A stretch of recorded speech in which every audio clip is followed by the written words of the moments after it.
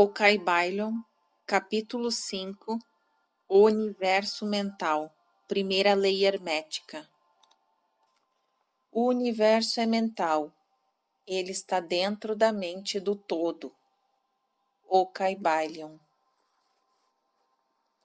O todo é espírito. Mas o que é espírito? Esta pergunta não pode ser respondida porque a sua definição seria praticamente a do todo, que não pode ser explicado nem definido. Espírito é um simples nome que os homens dão às suas mais elevadas concepções da infinita mente vivente. Esta palavra significa a essência real, significa a mente vivente tão superior à vida e à mente, tais como as conhecemos, quanto as últimas são superiores à energia mecânica e à matéria. O espírito é superior ao nosso entendimento, e só empregamos este termo para podermos falar do todo. No juízo dos pensadores e inteligentes, estamos justificados falando do espírito como infinitamente vivente, e reconhecendo que não podemos compreendê-la, quer raciocinando sobre ela, quer estudando a matéria na sua totalidade.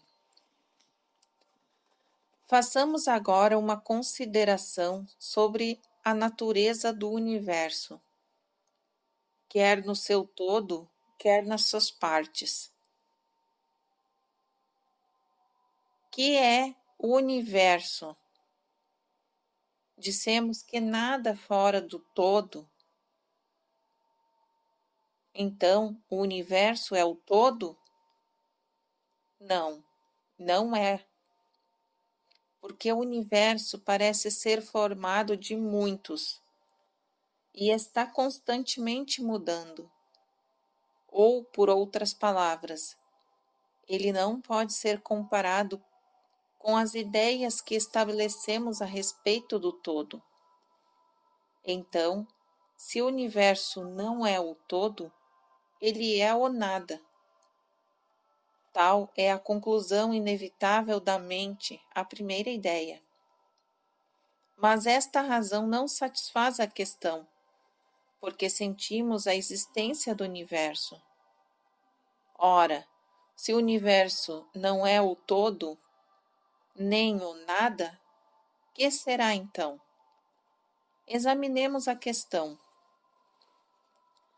Se verdadeiramente o universo existe, ou parece existir, ele procederá diretamente do todo.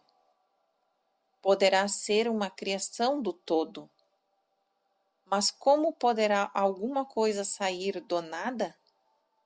De que o todo a teria criado? Vários filósofos responderam a esta pergunta dizendo que o todo criou o universo de si mesmo. Isso é da existência e substância do todo. Mas isto não pode ser, porque o todo não pode ser dividido ou diminuído, como já vimos. E se isso fosse verdade, cada partícula do universo não poderia deixar de conhecer o seu ente, o todo. O todo não perderia o conhecimento próprio, nem se tornaria atualmente um átomo, uma força cega ou uma coisa de vida humilde. Com efeito, alguns homens, julgando que o todo é exatamente tudo, e reconhecendo também que eles, os homens, existem, aventuram-se a concluir que eles eram idênticos ao todo, e atroaram os ares com os seus clamores de "Eu sou Deus". para divertimento da multidão e do sorriso dos sábios. O clamor do corpúsculo que dissesse: Eu sou o homem, seria mais modesto em comparação. Mas que é, pois, o universo, se não for o todo, separando em si mesmo em fragmentos? Que outra coisa poderá ser? De que coisa poderá ser feito? Esta é a grande questão. Examinemo-la bem. Conhecemos que o princípio de correspondência, vide a primeira lição, vem em nosso auxílio aqui. O velho axioma hermético. O que está em cima é como o que está embaixo. Pode ser empregado com êxito neste ponto. Permite-nos fazer uma rápida hipótese sobre os planos elevados, examinando-os em nós mesmos. O princípio de correspondência aplica-se a este como a outros problemas. Vejamos, pois, no seu próprio plano de existência, como cria o homem? Primeiramente, ele pode criar fazendo alguma coisa que materiais exteriores. Mas assim não pode ser, porque não há materiais exteriores ao todo, com os quais ele possa criar. Em segundo lugar, o homem procria ou reproduz a sua espécie pelo processo da geração, que é a própria multiplicação por meio da transformação de uma parte da sua substância na sua prole.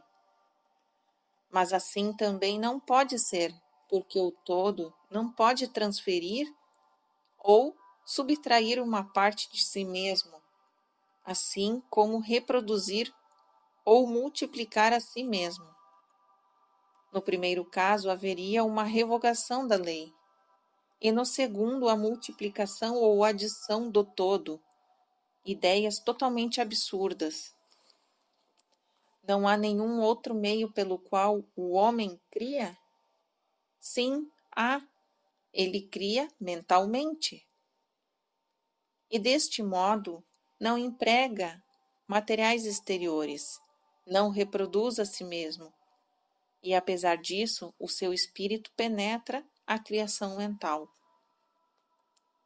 Conforme o princípio de correspondência, temos razão de considerar que o todo cria mentalmente o universo, de um modo semelhante ao processo pelo qual o homem cria as imagens mentais. Este é o testemunho da razão, que concorda perfeitamente com o testemunho do iluminado, como ele o manifesta pelos seus ensinamentos escritos. Assim, são os ensinamentos do sábio. Tal era a doutrina de Hermes. O todo não pode criar de outro modo senão mentalmente, sem empregar qualquer material. Nada há para ser empregado, e nem reproduzir a si mesmo, o que também é impossível. Não se pode escapar desta conclusão da razão. E como dissemos, concorda com os mais elevados preceitos do iluminado. Justamente como vós podeis criar um universo de vós mesmos em vossa mentalidade, assim, o todo cria o universo na sua própria mente. Mas o vosso universo é criação mental de uma mente finita, enquanto que o do todo é uma criação de uma mente infinita. Ambos são análogos em natureza, mas infinitamente diferentes em grau. Vamos examinar cuidadosamente como fazemos nos processos de criação e manifestação. Mas antes de tudo é preciso fixardes em vossas mentes esta frase: o universo e tudo o que ele contém é uma criação mental do todo. Com efeito, o todo é mente. O todo cria na sua mente infinita inumeráveis universos que existem por éons de tempo, e contudo, para o todo, a criação, o desenvolvimento, o declínio e a morte de 1 milhão de universos é como o tempo de pestanejar de um olho, ou Kybalion. A mente infinita do todo é a matriz dos universos, ou Kybalion. O princípio de gênero, vide a lição primeira e seguintes, é manifestado em todos os planos de vida, quer materiais, mentais ou espirituais.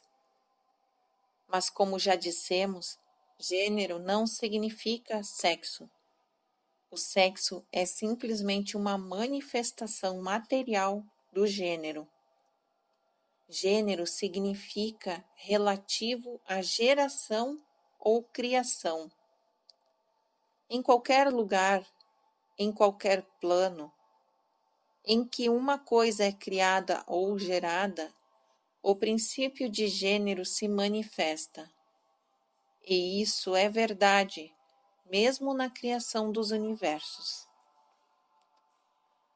Mas não se deve concluir disto que ensinamos a ver um Deus ou Criador macho ou fêmea.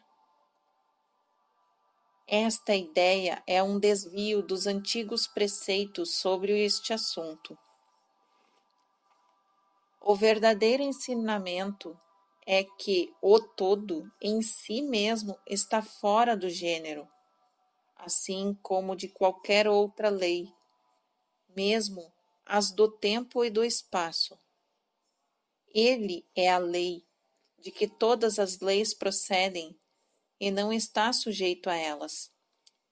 Contudo, quando o todo se manifesta no plano de geração ou criação, os seus atos concordam com a lei e o princípio, porque se realizam num plano inferior de existência. E por conseguinte, ele manifesta no plano mental o princípio de gênero nos seus aspectos masculino e feminino. Esta ideia poderá causar admiração a alguns de vós que a aprendem-na pela primeira vez, mas todos vós aceitastes-a passivamente nas vossas concepções diárias. Falais na paternidade de Deus e na maternidade da natureza. De Deus, o Pai divino, e da natureza, a Mãe universal. Logo, reconheceis instintivamente o princípio de gênero no universo. Não é verdade? Mas a doutrina hermética não exprime uma dualidade real. O todo é um. Os dois aspectos são simplesmente aspectos de manifestação. O ensinamento é que o princípio masculino manifestado pelo todo só impede a destruição da concepção atual do universo. Ele projeta o seu desejo no princípio feminino que se chama natureza, ao mesmo tempo que seu último começa a obra atual da evolução do universo desde os simples centros de atividades até que o homem, se sucumbindo cada vez mais de acordo com as bem estabelecidas leis da natureza. Se dais preferências aos velhos modos de expressão, podeis considerar o princípio masculino como Deus, o Pai, e o princípio feminino como a natureza, a Mãe Universal, em cuja matriz todas as coisas foram geradas. Isto não é simplesmente uma ficção poética de linguagem. É uma ideia do processo atual da criação do universo. Mas é preciso não esquecer que o todo é um e que o universo é gerado, criado e existe na sua mente infinita. Isto vos permitirá fazer uma ideia de vós mesmos, se quiserdes aplicar a lei de correspondência à vossa própria mente e a vós mesmos. Sabeis que a parte de vós que chamais eu, em certo sentido, sustenta a prova da criação de imagens mentais na vossa própria mente. A parte da vossa mente que é realizada a geração mental pode ser chamada de eu inferior, distinto do eu, que sustenta e examina os pensamentos e as ideias e as imagens do eu inferior. Reparai bem que o que está em cima é como o que está embaixo, e que fenômenos de um plano podem ser empregados na solução dos enigmas de planos superiores ou inferiores. Será para admirar que vós, os filhos, sintais estas instintivas reverência pelo todo, sentimento que chamamos religião. Esta reverência e este respeito para com a mente Pai será para admirar que, ao considerar as obras e as maravilhas da natureza, fiqueis dominado por um grande sentimento que tem sua origem fora do vosso íntimo ser. É a mente mãe que vos estreita, como a mãe estreita o seu filho ao seio. Não deveis cometer o erro de crer que o pequeno mundo que vedes ao redor de vós, a terra, que é simplesmente um grão de areia em comparação com todo o universo, seja o próprio universo. Existem milhões de mundos semelhantes e maiores. Há milhões e milhões de universos iguais em existência dentro da mente infinita do todo.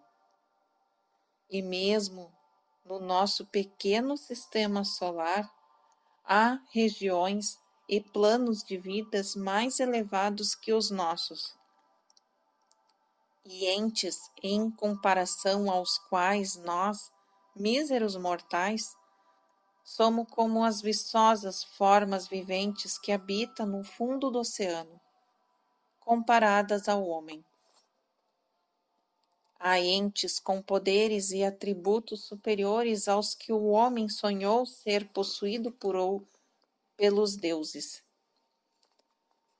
Não obstante, estes entes foram como vós, e ainda inferiores, e com o tempo vós podeis ser como eles, ou superiores a eles, porque, como diz o iluminado, tal é o destino do homem. A morte não é real, ainda mesmo no sentido relativo. Ela é simplesmente o nascimento de uma nova vida. E continuareis sempre de planos em planos elevados de vida a outros mais elevados por éons e éons de tempo. O universo em vossa habitação e estudareis os seus mais distantes a estes até os fins do tempo. Residis na mente infinita do todo, e as vossas potencialidades e oportunidades serão infinitas, mas somente no tempo e no espaço. e no fim, o grande ciclo de éons, o todo se recolherá em si, todas as suas criações. Porém, vós continuareis alegremente a vossa jornada, porque então querereis preparar-vos para conhecer a verdade total da existência em unidade com o todo. E quando estiverdes na metade do caminho, estareis calmos e serenos, pois sois seguros e protegidos pelo poder infinito da mente-mãe. Dentro da mente pai e mãe, o filho mortal está na sua morada, o Kybalion. Não há nenhum órfão de pai ou mãe no universo, o Kybalion. Fim do capítulo 5.